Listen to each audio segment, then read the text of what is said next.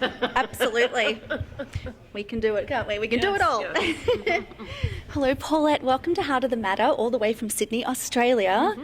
So what does today mean to you to be at the annual breakfast for Canadian Women's Foundation? It's a really important day where we spend a couple days in October in Calgary and in Toronto to bring people together, hundreds of women and men, to support the Canadian Women's Foundation. So it's our major opportunity to raise awareness, raise money, raise funds towards creating gender equality for women in Canada.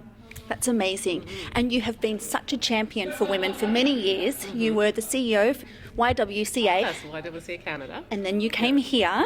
What drives this passion? Well, I don't know how to do anything else. So if I didn't have this, I don't know what I'd be doing. Yeah. But I really, feel the same way. Yeah, seriously, I think I've always thought it's important to fight for rights.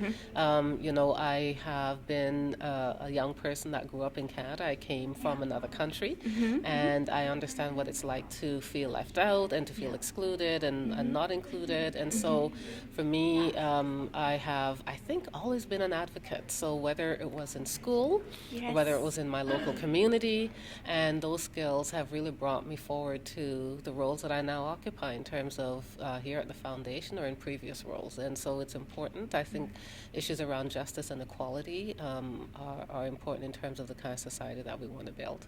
Absolutely. So what are some initiatives that your organisation is working on at the moment? Well, we are, today's breakfast is a good example of that, right? So today's breakfast is about specifically raising money towards economic development, and in that we raise money to support women who want to become entrepreneurs and have their own businesses to become economically independent. So that's really a good example. We showed a video today of a woman in Calgary named Nicole who received that kind of support, and that's the kind of work that we are committed to doing to help women to be their own bosses, to be their own decision makers in terms of the future that they want. In control of their destiny too, wouldn't you say? Absolutely. And that's empowering, isn't it? Yes, it is. So what about in terms of the gender pay gap? Where are we at? You said 74 cents to the dollar. That's right. In 2017. Come on, you guys. Yeah. How are we going to change this? What steps do we need to take to get this on an even playing field once and for all and have this as a thing of the past? So we no longer have to be talking about it.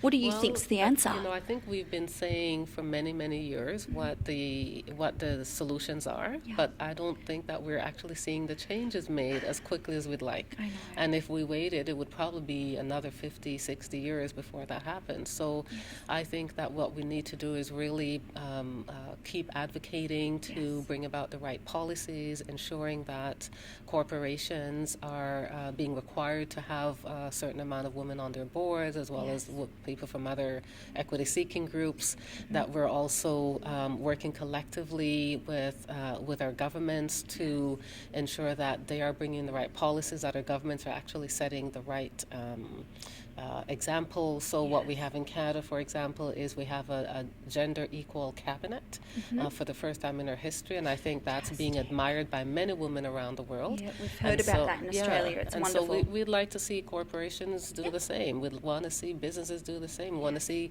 other levels of governments do the same. And so I think we need to push for that.